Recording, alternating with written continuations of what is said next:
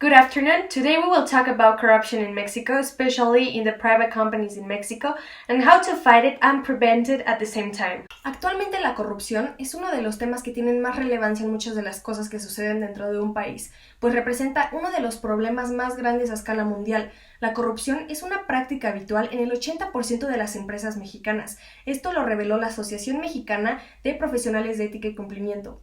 Los actos de corrupción dentro de los sectores privados cuestan cerca del 9% del PIB, de los cuales el 96% de los casos quedan impunes.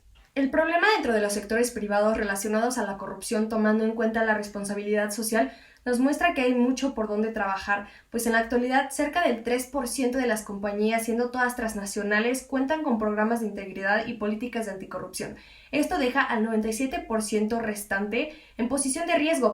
Para solucionar el problema desde el ámbito social, primero hay que entender que el problema se debe atacar desde los procesos del sistema, para prevenir los actos de corrupción y estar en la base del funcionamiento del comportamiento de las empresas y de las personas que trabajan dentro de ellas. Lo que se busca solucionar principalmente son los fraudes dentro de las empresas, y para esto se utiliza el análisis de costo-beneficio, donde los trabajadores cometen los fraudes y esto se convierte en el producto.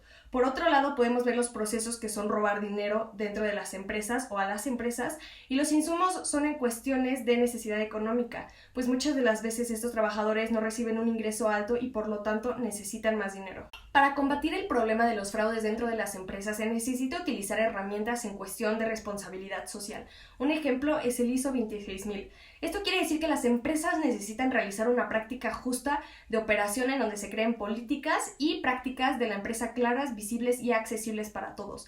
Esto es para prohibir la corrupción y al mismo tiempo cuidar de su entorno. Pero también se necesitan crear políticas de riesgos en donde se muestran las consecuencias en caso de que algún trabajador quiera cometer un acto corrupto. Esto es para que se den cuenta de lo que puede suceder y de esta forma creen conciencia. También para esto es importante que los directivos, los gerentes, todos aquellos que están en los puestos altos, prediquen con el ejemplo las luchas contra la anticorrupción. Esto es para que las demás áreas sean contagiadas con una visión de responsabilidad y honestidad social. Los puestos más altos deben de dar el ejemplo y crear un comportamiento contingente positivo. Por último y para concluir, es necesario promover la denuncia ciudadana dentro de las empresas, y para esto es necesario desarrollar un esquema de protección para los denunciantes dentro de las empresas, y así crear un ambiente de cero tolerancia con respecto a la corrupción, y generar incentivos a los trabajadores para que no cometan este tipo de actos corruptos y así puedan mantener sus valores y sus creencias. Para generar incentivos es necesario entender las razones por las cuales cometen este tipo de actos corruptos